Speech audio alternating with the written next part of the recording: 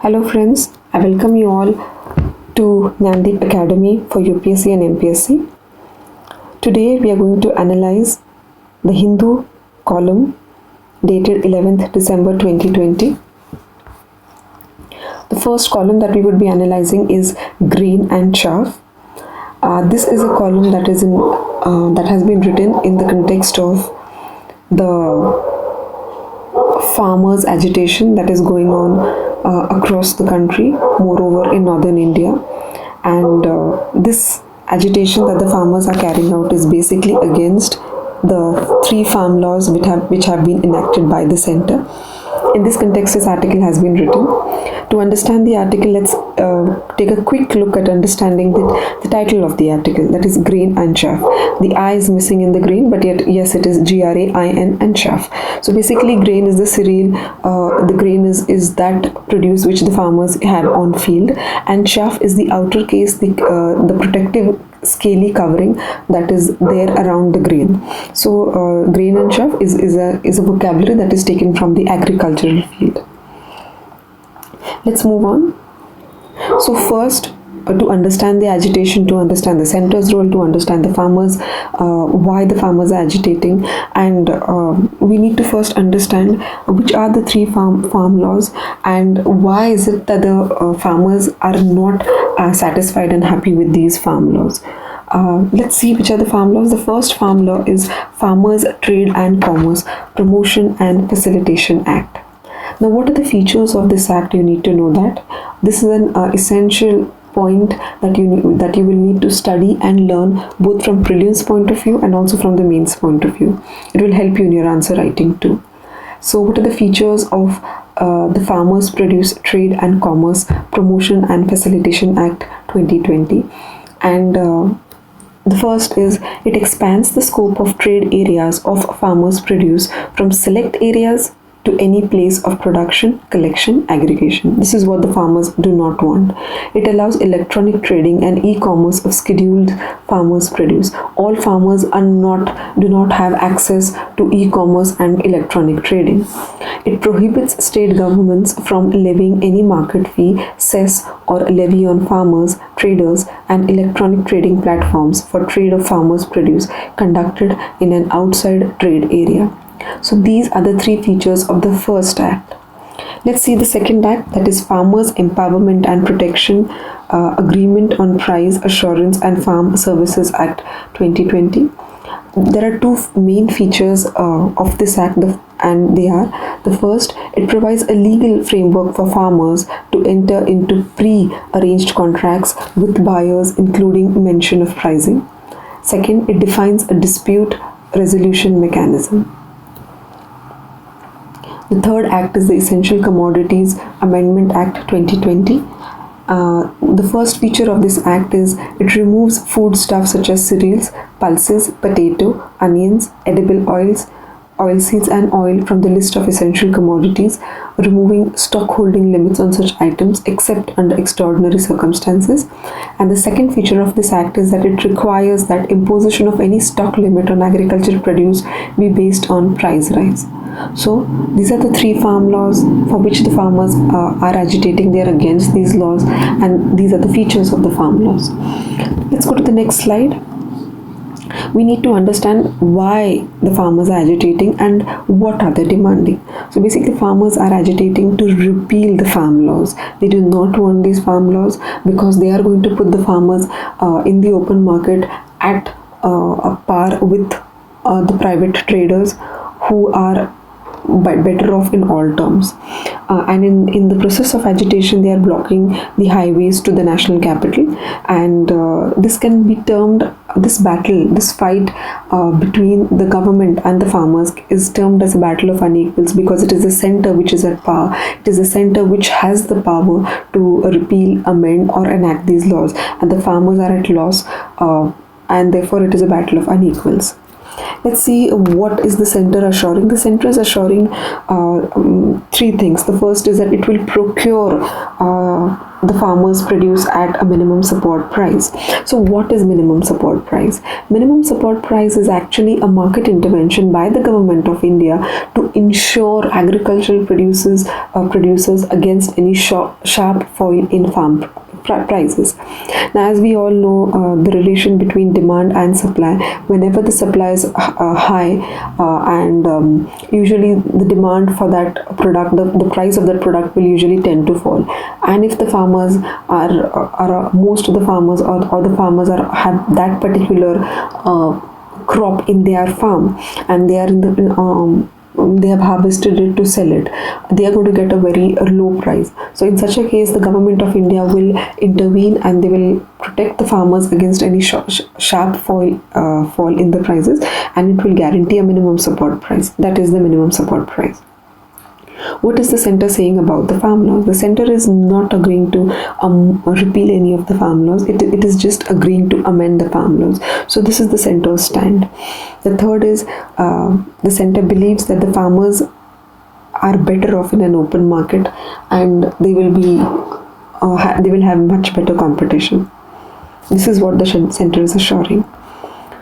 And the conclusion is, it's WTO, the World Trade Organization, believes that the farmers of any country cannot be left to the vagaries of the market. They cannot be left at the mercy of the market forces, and they have to be protected, and it is the center's role to protect them. It is the center's role to protect the farmer along with the farmer's produce.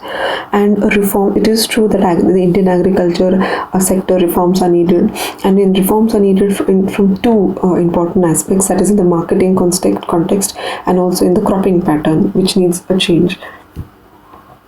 The third is center has to play an important role of protecting the farmers, and as we all know, more than 60% of the Indian population is their livelihood is earned on the basis of farming. Therefore, center has an important role to play in this regard, and the center also has to guarantee a minimum support price. Without that, the farm produce of the farmers will not be guaranteed and ensured, and there has to be a reassurance from the government side about procurement of the farm produce at a minimum support price.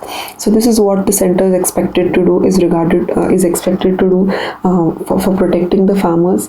Otherwise, the farmers are going to be left at the mercy of the market forces, and we are all aware of farmer suicides. The number may increase in the near future if the center is adamant about its stand in relation to the 3 farm laws. Let's move on to the next article. The next article is titled as True to Its Name.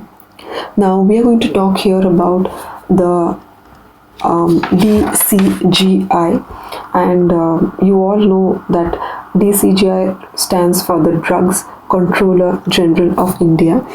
It has been in news, and it is in news in relation to the approval, emergency use of the vaccines which are manufactured by the global as well as Indian vaccine manufacturers. And why is it the article titled True to Its Name? Because the Drugs and the Controller General of India has not gone in haste, has not hurried in giving approval to the vaccines, whether it is emergency use or it is the regular use. It has not approved or not gone in haste to approve for these vaccines, and therefore it has stood up to its name and its credentials. Let's see what this article discusses. So we need to know some factual information about the DCGI. It is the Department of Central Drugs Standards Control Organization of It is a department of the Central Drugs Standard Control Organization of the Government of India, and it is basically responsible for setting standards for manufacturing, sales, import, and distribution of drugs in India. And its role is to for the approval of license of drugs. It sets a standards of drugs, and it comes under the Ministry of Health and Family Welfare. So that is the factual information about the DCGI.